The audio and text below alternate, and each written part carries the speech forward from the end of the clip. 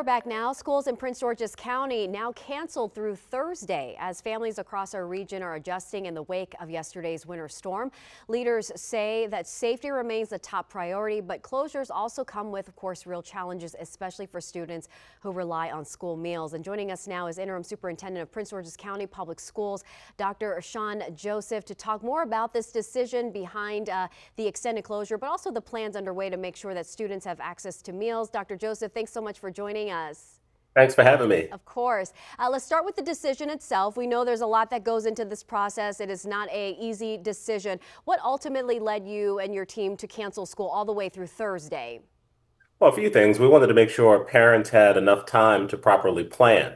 That's really important. But, County Executive Brave Boy and the Department of Public Works has been doing a great job just clearing our roads. And we actually signed an MOU with them last week to help give some additional capacity. So we have about 100 of our employees supporting that effort. But now we have to focus on the schools. And we just know the next 2 or 3 days will be difficult as as the surfaces refreeze and as we need to clear 200 buildings and make sure it's ready. What we're really concerned about is the fact that we have about 40,000 walkers in our district, and we have to make sure that even if the roads are clear, we have to make sure that the sidewalks are clear in neighborhoods, and that could be a challenge, as we work. And so we anticipate that at least through Thursday, it's going to take time to get everything cleared and ready to go. And we'll make a determination Thursday night to see if we're ready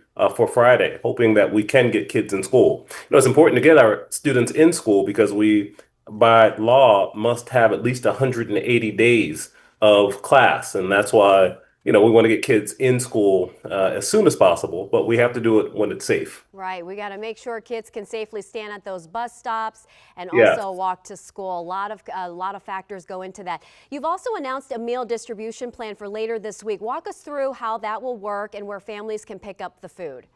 Yes, beginning on Wednesday from 11 a.m. to 1 p.m., we will open up food distribution centers at 5 of our schools at Drew Freeman Middle School, at Fairmont Heights High School, Greenbelt Middle School, Laurel High School, and Surrattsville High School. Look, we know many students rely on food from the schools throughout the day. And we want to make sure families have, the resources that they need to get through this tough winter season. So we're looking forward to that. So anyone who needs food can come to any of those locations between 11 a.m. and 1 p.m. And you can go to our website to get those dates if you didn't catch it here.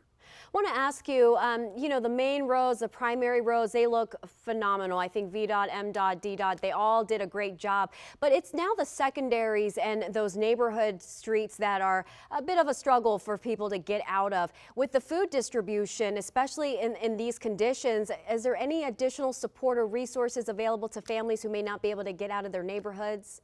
Yeah, so our county executive today announced that for senior citizens in our community, she's implemented a new process to get them dug out. But we're working really hard in Prince George's County to make sure all of our neighborhoods are clean. And I believe community members can call the 311 line if their road is not cleared. But we anticipate making great progress. And I know daily they're making announcements and showing video of the progress that's being made. And we're going to do that as well in the school system. So you'll be seeing over the course of the next days our efforts and putting pictures up to show you how we're clearing and getting a sense of so you can see what we see to make sure everybody is safe. Well, certainly safety is top of mind, and we know that you all are doing the best that you can given the circumstances. Prince George's County Public Schools Interim Superintendent Dr. Sean Joseph, thanks so much for your time and be safe.